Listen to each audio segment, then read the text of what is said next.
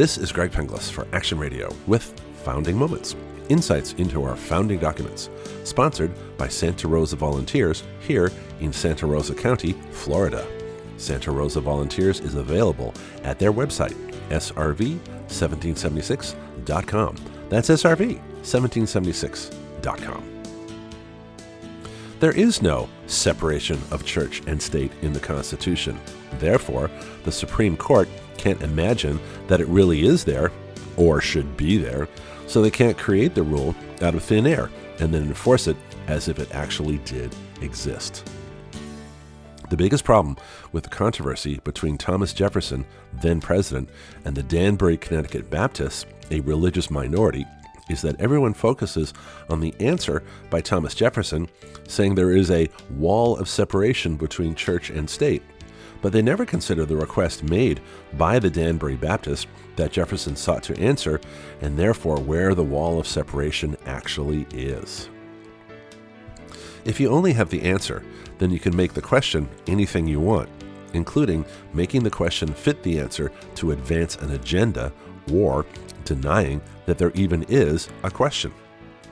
The question now is whether the government is free from any of the moral constraints or persuasiveness of religion, such that religion and government are walled off in isolation from each other, so that government can contemplate and implement any power for themselves without any organized religious participation, debate, opinion, objection, or protest.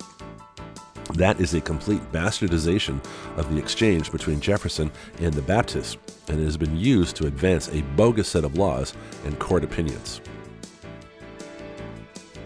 The background for this controversy comes from the article mentioned below, which says, "The First Amendment was meant as a limit on the National Congress only. Madison wanted limits on the states too, but they were rejected. State limitations on religious liberty and establishment persisted after the First Amendment was adopted. Religious tests for office remained in place in most states, and Connecticut, 1818, and Massachusetts, in 1833, did not disestablish their official state churches until decades later. The Supreme Court reinforced the idea that the Bill of Rights did not apply to the states, but rather only to the national government in Barron v. Baltimore in 1833. Back to me. Where this becomes especially critical is when the states, not the state as in government in general, but the individual states, establish their own religion and churches because they were not subject yet to the First Amendment. It is in that context that Jefferson is responding to the Danbury Baptists. The key part of the Danbury Baptist letter to Jefferson is this clause: "What religious privileges we enjoy as a minor part of the state, we enjoy as favors granted and not as inalienable rights. And these favors we receive at the expense of such degrading acknowledgments as are inconsistent with the rights of free men." The Danbury Baptists, being a religious minority in a larger group of Congregationalists, which was the state religion of Connecticut, were being discriminated against for not being part of the state religion. And because the First Amendment only referred to Congress making no law regarding the establishment of a government religion, but left the states free to do so, we had religious freedom at the federal level, but privilege and discrimination at the state level. That is why the Danbury Baptists wrote Jefferson. Now, Jefferson's response makes sense.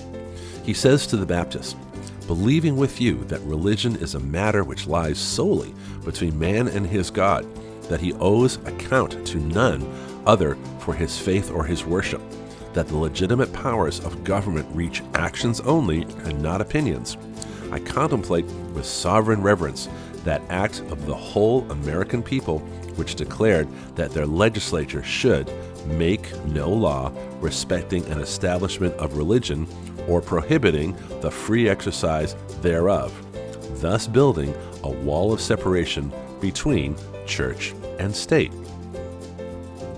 Put in modern English, the individual relationship between man and God is direct, and the wall of separation is so that the government never crosses that wall between individuals, their churches, and God, with state religions, state churches, religious laws and tests, religious qualifications for office, etc., etc. However, there is nothing in law or the Constitution preventing churches, religions, and religious individuals like pastors, priests, ministers, etc., and just regular folks too, from exercising moral persuasion, evaluation, and criticism over government, because the free exercise of religion also includes the redress of government for grievances. The wall of separation, of which Jefferson spoke, only works one way.